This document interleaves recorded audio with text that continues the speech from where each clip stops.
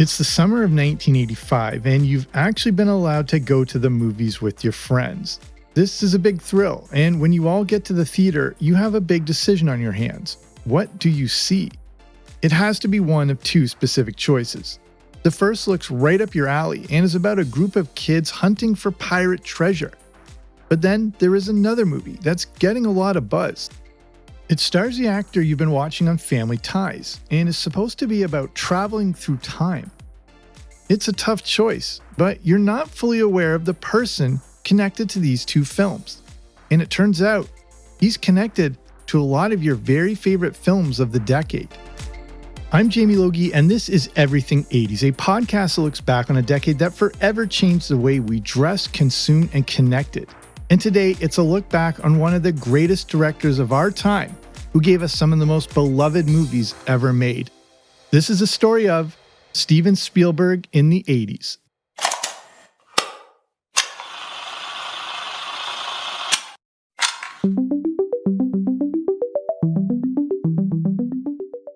Over the course of the 1980s, Steven Spielberg directed and wrote 10 movies and was the executive producer on another 14. In just 10 years, he was directly involved with 24 movies, a majority of which are not only some of the best movies of the 1980s, but of all time. His prolific creativity in the 1980s is nothing short of astounding. But we need to start with the story of Steven Spielberg up to that point. Influenced by classic movies like Lawrence of Arabia, at the age of 13, a young Spielberg took up his own filmmaking and fully immersed himself in all things movies. In the great HBO documentary called Spielberg, the brilliant director explains how much his family had to move around growing up. Despite wanting to grow up in a normal household, life was anything but normal, including the family owning a pet monkey. But the video camera was the sense of control Spielberg desperately craved as he continued to make his own movies. And he was quite good at it. Despite not getting into film school at USC, Spielberg eventually finagled his way into Universal Studios and quickly became known as the uncrowned prince. Spielberg eventually became involved in several feature films and through the 70s directed many television episodes. Through this early phase of his career, Spielberg also connected with fellow directors like Martin Scorsese, Francis Ford Coppola, and George Lucas. But 1975 is the year that really put Spielberg on the map, with what was essentially a monster movie set in the water, Jaws. The movie was quickly becoming a disaster, and issues with the mechanical shark forced a change in direction with the film. The shark just wasn't convincing enough, often broke down, and was difficult to film with while on water. So the movie that was going to feature a lot of shark needed to scale it back. This turned out to be a blessing in disguise, as Spielberg was forced to create high tension and drama to replace scenes with the shark. The fear of the shark and the iconic Jaws theme was the real doom, more than the shark itself. Spielberg has said that when he's under pressure, that's the moment he gets his best ideas. To make Jaws work required creating a specific atmosphere and tone to convey the terror. This pushed his movie-making abilities to the limit and had a profound impact on how he approached movies going forward. And it worked. Even though Jaws went triple the budget and double the shooting time, it became a massive hit and maybe the first true blockbuster movie. The lines at movie theaters were so long they were busting through the blocks and around the corners. At that time, Jaws made more money than any film ever. It made an astonishing $476 million. In today's money, that's $2.7 billion. According to Collider and adjusting for inflation, this makes Jaws the 7th highest grossing film in history. If Spielberg made the film as originally intended, it could have turned out completely different, and probably not become the iconic masterpiece it did. if audiences laughed instead of feeling terror, it may have been tough for him to get more work, especially considering how over budget he went and how long it took to film. But due to the success of Jaws, Spielberg could now call his own shots. He followed up Jaws with another massive hit, 1977's Close Encounters of the Third Kind. After George Lucas released Star Wars in 1977, its phenomenal success helped motivate the competitive Spielberg in the coming decade. But Spielberg wasn't exactly stifling at the box office. Close Encounters pulled in a remarkable $300 million. That's about $1.5 billion in today's money. Spielberg closed out the 70s with a unique war comedy called 1941, starring people like John Candy, Jim Belushi, and Dan Aykroyd. 1941 was also a notable film, as it connected him with Bob Gale and Robert Zemeckis. Stick around for more on those two. And Spielberg begins his run in the 80s as the executive producer of a movie called Used Cars. Starring Kurt Russell, Used Cars is a satirical dark comedy of sorts about a used car lot whose original owner is killed, and the hotshot salesman of the lot has to take over so the lot doesn't fall into the hands of a ruthless competitor, who also happens to be the victim's brother. Used Cars wasn't a gigantic hit, but made back its budget plus a few million. But one of the notable things about this movie is the people that Spielberg reconnected with from the movie 1941. Used Cars was written by Bob Gale and Robert Zemeckis, with Zemeckis also serving as director. In a few years, this trio would team up yet again to give us one of the most beloved and defining movies of the 1980s that we'll cover in a bit when we get back to the year 1985. Going into 1981, Spielberg was involved in two projects, one as a producer and then the director of the first edition of one of the greatest trilogies of all time. Continental Divide is the movie he executive produced, and it's a romantic comedy that starred Jim Belushi. Continental Divide wasn't a massive hit, but another moneymaker at the box office. But this romantic comedy is very significant for two specific reasons. The first is that it was the very first movie to be produced by Spielberg's production company, Amblin Entertainment. The second notable thing about Continental Divide is that it was written by Lawrence Kasdan. Kasdan also wrote The Empire Strikes Back, The Return of the Jedi, and the next movie in 1981 that Spielberg directed. Steven Spielberg's 1980s directorial debut is a movie about a swashbuckling archaeologist in a style of film that paid tribute to the action-adventure B-movies of old. Starring the actor we all now knew as Han Solo, Indiana Jones and the Raiders of the Lost Ark came out in the summer of 1981. And the summer was very slowly starting to become the time of year when studios released big-time movies. And Steven Spielberg would play a huge role in that. Raiders of the Lost Ark combined a lot of great talent. Harrison Ford starred as a unique new action star for the 80s. It was written by Lawrence Kasdan. George Lucas helped create the story, and Spielberg directed. This new Indiana Jones character was compelling. The movie itself felt like it could have come out in multiple decades, as it used traditional storytelling and filmmaking similar to the films Spielberg grew up on. Raiders of the Lost Ark was an instant hit and an instant classic. Spielberg seemed to have a unique knack for making critically acclaimed films that were also box office successes. Indiana Jones and the Raiders of the Lost Ark pulled in nearly $400 million at the box office. When you consider that the average movie ticket in 1981 was about $2.78, a lot of people saw this film. Convert that box office revenue in today's money, and we're in the ballpark of $1.3 billion. If you want some more on Indiana Jones, I have a previous episode all about those movies and the fact that the character may have been based on a real person. In 1981 It seemed as if Spielberg had already hit the heights of movie-making success, but 1982 was about to take that to a whole new level. 1982 is the year Steven Spielberg shared some things from his childhood with the entire world, and, again, gave us two all-time classics. One he directed, and the other he wrote. In the HBO documentary, Spielberg explains how his father often took him out to the country to watch meteor showers. This developed his great love of space and the sky. He was always interested in extraterrestrial creatures and how they might interact with us, something he explored in Close Encounters.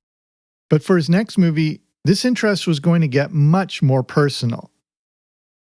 If there are extraterrestrials, it doesn't mean they're all going to be destructive creatures hell-bent on capturing the Earth like in War of the Worlds. They may just be small, friendly, and capable of love. And that's what we experienced in E.T. Released in June of 1982, E.T. was a way for Spielberg to explore the hurt he experienced because of the separation of his parents. This is reflected through the character of E.T. having to leave young Elliot, but promises he will always be there with him. And according to Spielberg, that's the essence of this movie. How do you fill the heart of a lonely child? I mentioned earlier how the group of directors, including George Lucas, Scorsese, and Coppola, all pushed each other to make the best films possible. George Lucas had reached the upper echelons of box office success with Star Wars, but with E.T., Spielberg surpassed him. If you were around in 1982, I don't have to tell you what a phenomenon E.T. was. It was an immediate hit, staying #1 at the box office for 6 weeks. It was only surpassed at the top position by a movie franchise I have a previous episode all about, Friday the 13th, Part 3. But eventually, E.T. surpassed Star Wars as the highest-grossing film of all time. According to Box Office Mojo, by 1983, E.T. eventually made a staggering $792 million. Adjust this for inflation, and it's around $2.5 billion. This makes it one of the most successful movies ever made. And referring back to that list on Collider, E.T. is the 4th highest grossing film of all time when adjusted for inflation. And, in my opinion, E.T. is also one of the best films ever made. Spielberg has said that as a kid, everything scared him, including a tree outside his bedroom window. A movie like Poltergeist was a way to explore those fears and maybe scare moviegoers in the process. Poltergeist is about a family that is visited by ghosts. It seems as if the ghosts are friendly, but eventually we learn they aren't, and they begin to terrorize the entire family. Poltergeist wasn't a gigantic hit like his previous offerings, but was still a hit. It was also nominated for a few Oscars, including Best Visual Effects and Best Original Score. Poltergeist features some iconic imagery, and 2 simple words, "They're here," became one of the most famous lines in movie history. As 1982 comes to a close, one thing is perfectly clear. Steven Spielberg seemed to have an uncanny ability to know exactly what moviegoers wanted to see. After the phenomenal success that was 1982, in 1983, Spielberg stuck with just one movie, Twilight Zone the movie. If you've never seen The Twilight Zone the movie, it's pretty unique. The original TV series from Rod Serling is paid tribute to through 4 segments, each one directed by someone different. Those directors were John Landis, Joe Dante, George Miller, and Steven Spielberg. Released in June 1983, Twilight Zone the movie is a love letter to the original series. Spielberg's segment of the movie called Kick the Can is a remake of one of the old episodes, and his segment starred Scatman Crothers, aka Dick Hallorann from The Shining. We're about to hit 1984, And for the next 4 straight years, Steven Spielberg is about to go on a run that brought us some of the greatest movies of the entire decade. Everything 80s will return after these messages. It's now 1984, and it's time for the follow-up to Indiana Jones and the Raiders of the Lost Ark. Indiana Jones and the Temple of Doom came out in May 1984 and was the hotly anticipated follow-up to the original.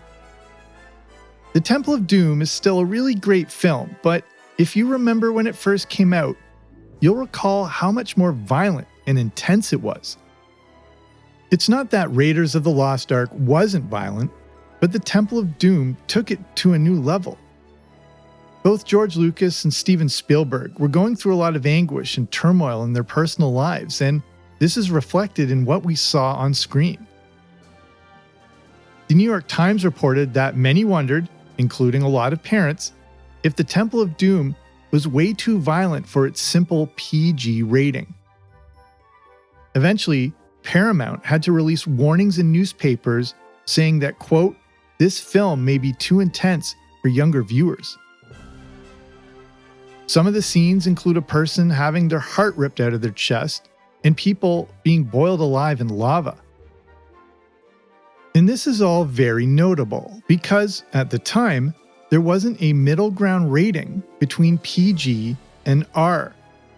It was Indiana Jones and the Temple of Doom, as well as the next movie I'm about to cover, that was responsible for the creation of the PG-13 rating.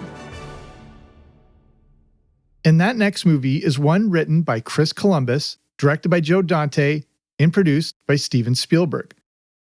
It's a movie that Chris Columbus thought up one night while living in a loft and hearing what he assumed were mice running around. He envisioned that what he heard were some sort of small, strange creatures. He also thought there hadn't been a good monster movie for a while. As Columbus explains in an interview with Alec Baldwin, he put together a script that, through pure chance, ended up on the exact right place on the desk of Spielberg's secretary right as Spielberg walked by it. And Spielberg thought the title looked interesting. That script was called Gremlins, one of my all-time favorite 80s movies. Gremlins was yet another hit that finished just behind the Temple of Doom for highest box office revenue for 1984. One of the best years for movies in the entire decade. And this was pretty impressive considering it was made on a pretty small budget of about $11 million. Gremlins, the classic dark comedy horror film, which, like Die Hard, is a Christmas movie by the way, also pushed the boundaries of on-screen gore. Indiana Jones and the Temple of Doom came out in May, and Gremlins, also with a PG rating, came out in June. But not long after these films, and primarily because of them, the new PG-13 rating was unveiled. And Spielberg was even involved in that process. So, trivia time, the very first PG-13 rated film, Red Dawn starring Patrick Swayze, released just a few months later. Also in Gremlins, we get one of the few Steven Spielberg cameos, as you can see him riding a big tricycle type thing at the science convention that Billy's dad is at. And in one of the bedroom scenes, you can also see a rolled up poster in the background for Twilight Zone, the movie. 1985 may be the best and most significant year when it comes to Spielberg in the 80s.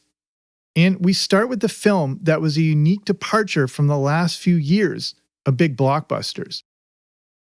Yes, Steven Spielberg was box office gold, but could he do something more serious and artistic? The Color Purple was Spielberg's most mature film yet.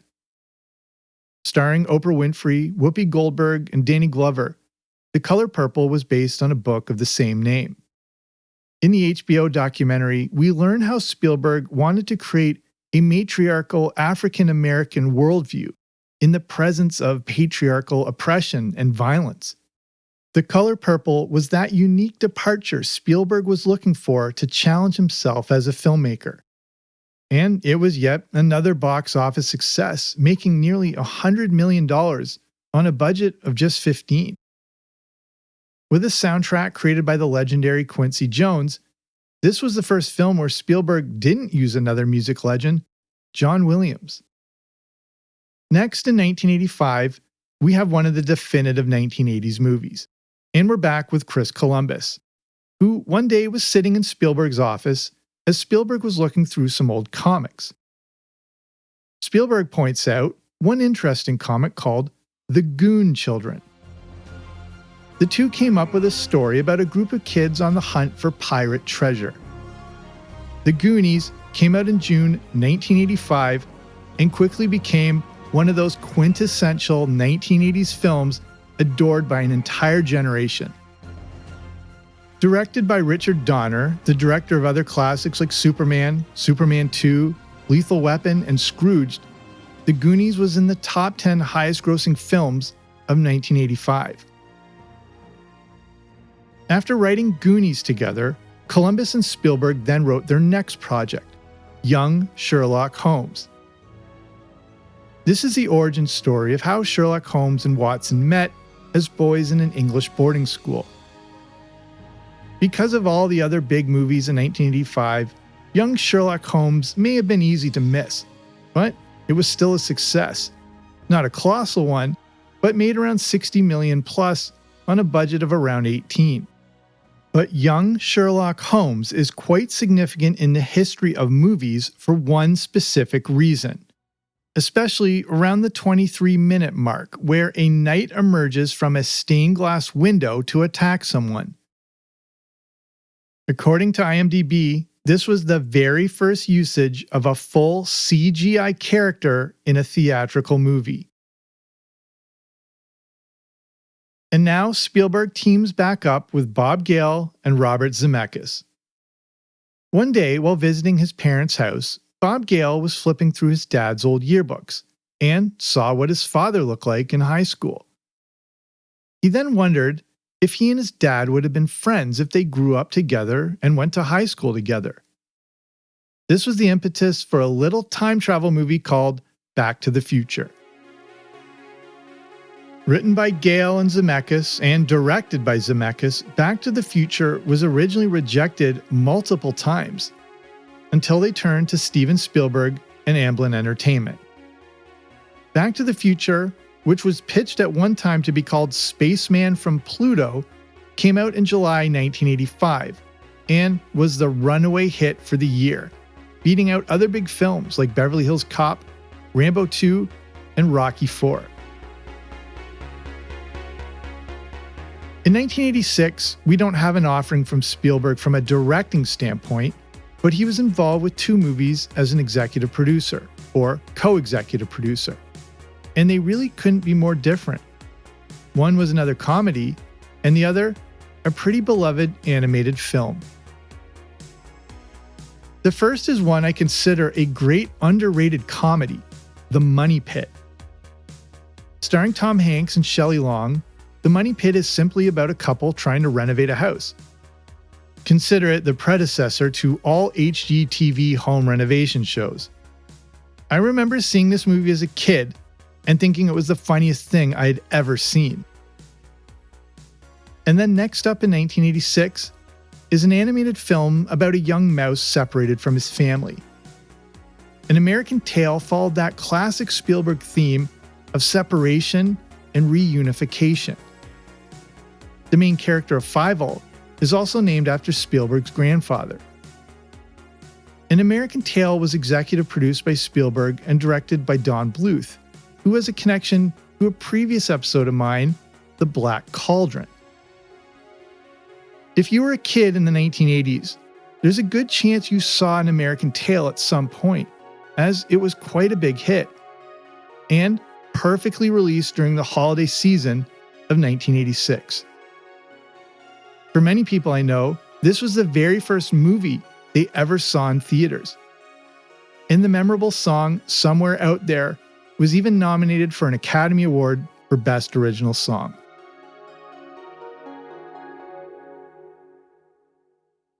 It's now 1987, and Spielberg directs one film and produces two others. And again, we get a few drastically different movies. We'll start with the producer's side and one of my favorite unsung movies of the 1980s, Batteries Not Included.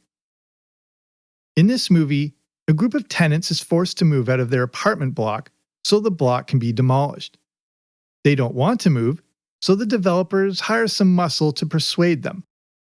But while this is happening, some mechanical alien life forms come to visit and help the tenants defeat the developers. The thing I love about this movie is the simple tagline: 5 ordinary people needed a miracle. Then, one night, Fay Riley left the window open. According to IMDb, Batteries Not Included was going to be a story for the TV show Amazing Stories. But Spielberg liked the idea so much that he decided to make it into a theatrical release. Batteries Not Included doesn't stand shoulder to shoulder with the heavyweight movies of the 1980s, but it's movies like this that I still often think of fondly when I think back to the films of the 80s. Next, in 1987, is Inner Space. Directed by Joe Dante from Gremlins and starring Dennis Quaid, Martin Short, Meg Ryan, and Kevin McCarthy, who played R.J. Fletcher in UHF, Inner Space is like a tribute to the classic film Fantastic Voyage. Spielberg was the executive producer, and Inner Space was a moderate hit, but won an Oscar for Best Visual Effects. And rounding out 1987 is a movie that is not underrated by any means, but when it comes to all the big-time Spielberg movies, sometimes doesn't get mentioned alongside the big blockbusters. And that movie is Empire of the Sun. Released in December 1987 and starring a young Christian Bale as a character with a great first name, Empire of the Sun is about a young boy living in Shanghai who gets separated from his parents during World War II. This forces him to have to grow up quickly. In Empire of the Sun, Spielberg wanted to explore war through the eyes of a child. In the HBO documentary, Spielberg explains that the essence of this movie is about a lost boy trying to find his way in this world. And quote, "It's about growing up too quickly and abandoning everything you once used to keep yourself safe." Unquote. With Empire of the Sun, some critics thought Spielberg was trying to get too serious, but it still made money and was also nominated for 5 Academy Awards. And that takes us into 1988. From a directorial standpoint, 1988 was another year off for Spielberg, but that's probably because he was involved in 2 seminal movies, especially if you were of a certain age in 1988. And they're both animated. Well, sort of. We start with the fully animated one, the beloved Land Before Time. This movie is about an orphan dinosaur in search of the legendary Great Valley. This is where dinosaurs can live in peace, and on his voyage, he meets some other dinosaurs, and they all have to work together in order to survive. The Land Before Time is another Don Bluth-Steven Spielberg collaboration, but it was also executive produced by George Lucas. Like An American Tail, The Land Before Time was released during the holiday season of 1988 and was another box office success.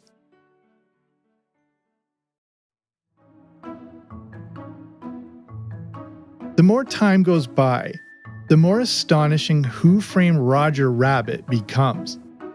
Not just from a technical and hand-drawn animated aspect, but from a litigious one. Getting several studios to lend their licensed characters to another production seems as if it would be impossible today. But Steven Spielberg made it happen. A tribute to old Hollywood and the golden age of animation, Who Framed Roger Rabbit combined characters from Disney, Warner Brothers, MGM Cartoons, Fleischer Studios, 20th Century Fox, Universal Pictures, and RKO Pictures.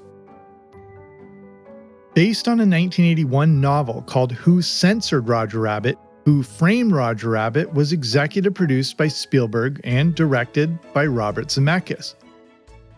So how is it possible to get the most beloved animated characters of all time in one movie together? According to The Hollywood Reporter, the CEO of Disney, Michael Eisner, once worked at Paramount and worked with Spielberg on Raiders of the Lost Ark. Spielberg agreed to return the favor by producing Who Framed Roger Rabbit and bringing in a team from George Lucas's Industrial Light and Magic.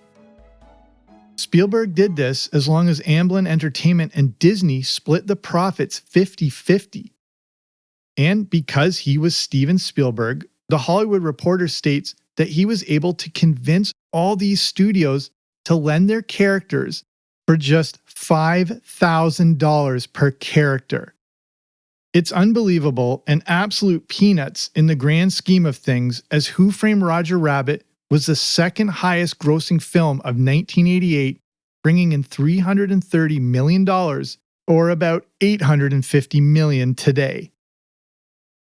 Steven Spielberg finished off the 1980s with an absolute bang, as he was involved with 5 different movies that year. Let's start on the producer's side. The first is an animated Roger Rabbit short called Tummy Trouble. The next is a movie called Dad, starring Jack Lemmon and Ted Danson. Then there is the incredibly anticipated sequel to Back to the Future. Back to the Future 2 took us into the future, then back into the past, as we got to experience the original movie from a different vantage point. Released in November 1989, it was hard to live up to the original, but Back to the Future 2 was still one of the highest grossing films of the year. Spielberg also pays tribute to himself and his family in one scene. When Marty is in Hill Valley in 2015, he encounters a 3D billboard of one of Spielberg's movies, Jaws. But in 2015, this is Jaws 19, and it's directed by Max Spielberg, the son of Steven. And before we finish with our last movie of the 80s, there's one other lesser-known Spielberg film from 1989, the movie Always. Starring Richard Dreyfuss and Audrey Hepburn in her final role, Always is a fantasy romantic drama about the ghost of a recently deceased pilot who mentors a new pilot while watching him fall in love with his former girlfriend.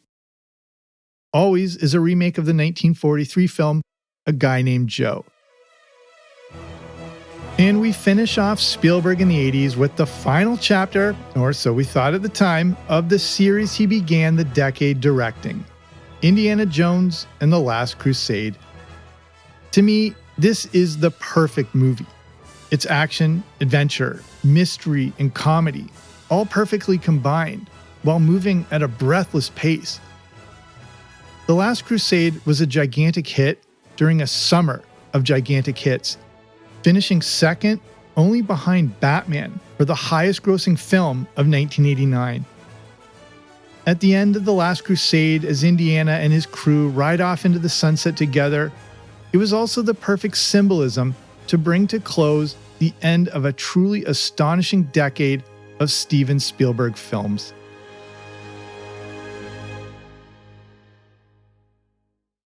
Of course, it didn't stop there. Jurassic Park, Schindler's List, Saving Private Ryan, his legacy only continued to grow. But in the 80s, Steven Spielberg changed movie making forever. And for many of us, and probably you if you're listening to a podcast about the 80s, he created the movies of your childhood. When I think of Spielberg movies in the 80s, the word that just keeps coming to mind is magical.